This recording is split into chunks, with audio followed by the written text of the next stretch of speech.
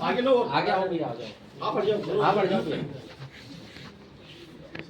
मतलब हो जाए तो ऊपर देखना भैया। डॉक्टर साहब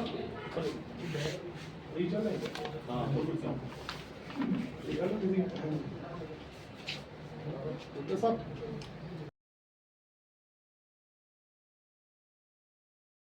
क्या पूरा मामला है और किसको गिरफ्तार किया? 1 अप्रैल को परिवादी कोतवाली थाने आया था, जिसने बताया कि 3 व्यक्ति जो फर्जी डॉक्टर बन के उसके पास आए, उसकी जो घुटने में तकलीफ थी उसकी समस्या का समाधान बताते हुए कि हम आपका इलाज कर देंगे। उसने इलाज करना शुरू किया, अलग अलग किस्तों में कई रुपए लिए इनसे। बाद में इलाज को अधूरा छोड़ करके वो व्यक्ति फरार हो गया। जब परिवादी को शक हुआ कि ये डॉक्टर फर्जी हैं, उस पर वो थाने आए, थाने पे प्रकरण दर्ज कराया। थाने वालों ने तत्परता दिखाते हुए तीनों व्यक्तियों को ट्रेस किया, उनकी गाड़ी को ट्रेस किया और जो पूरा इनके वारदात करने का तरीका है उसका खुलासा किया। तीनों व्यक्ति जिनके नाम हैं दीन मोहम्मद निवासी पुलिस थाना अंता 12, मोहम्मद कादिर निवासी पुलिस थाना अंता जिला 12, मोहम्मद आसिफ पुलिस थाना विज्ञान नगर जिला कोटा। इन तीनों ने मिल करके एक फर्जी डॉक्टर का रूप लिया और कुछ मेडिकल इंस्ट्रूमेंट्स का उपयोग करते हुए इनका इलाज किया। कई लाखों रुपए में इनसे फीस के रूप में वसूली की और फिर यहाँ से फरार हो गए। पुलिस टीम में विशेष करके गोवर्धन कांस्टेबल पुलिस थाना कोतवाली और राम निवास कांस्टेबल अभय कमांड सेंटर, जिन्होंने 500 से अधिक कैमरों में इनको ढूंढा, इनकी गाड़ी को ट्रेस किया और अलग अलग तकनीकी रूप से ट्रेस करते हुए ये भोपाल तक पहुंचे और भोपाल से इन व्यक्तियों को डिटेन किया। कड़ी पूछताछ के बाद ये बात सामने आएगी, अलग अलग जगहों पे इन्होंने ये वारदात पहले भी कर रखी है।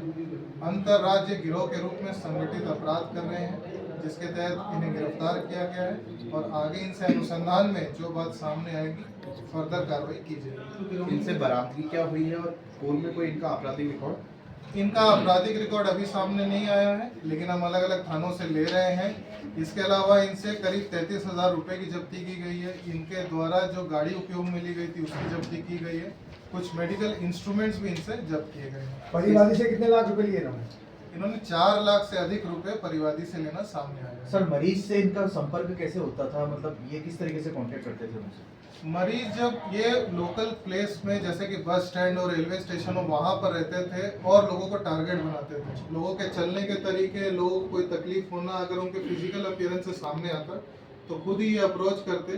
कोई अपने रिश्तेदार को जिन्होंने इन्होंने ठीक किया है उसका हवाला देते हुए ये उसको अपने मरीज के रूप में, क्लाइंट के रूप में बना लेते। सर, ये थेरेपी कहाँ पे देते थे, मतलब अजमेर में ही या कहीं और? ये उसके खुद के मरीज के निवास स्थान पे भी दिया है, कुछ किराए की जगह में लेकर के भी अपने क्लिनिक के रूप में दिया है। इनकी प्रोफाइल क्या सर, क्या करते हैं, पूर्व में इनके क्या है? इस संदर्भ में तफ्तीश की जा रही है, जैसा भी आगे आएगा खुलासा किया। तो पहले ऐसे और कोई मामले इन्होंने किए हैं? अभी अजमेर में तो ऐसा कोई मामला नहीं आया है, लेकिन इनके द्वारा जो दूसरे राज्यों में किया गया वो सामने आया है। हम लोकल पुलिस को कनेक्ट करके इन मामलों को जो है साझा करेंगे। आपने बताया सर प्रारंभिक तौर पर कितनी वारदातें कर चुके हैं और कौन कौन से राज्यों में की है? इस संदर्भ में तफ्तीश। सर, भारतीय न्याय संहिता की किन धाराओं में मुकदमा दर्ज हुआ है? इसमें जो मेन धारा है 400 BC के अलावा जो धारा नए कानून में धारा 111 है संगठित अपराध की, वो जोड़ी है।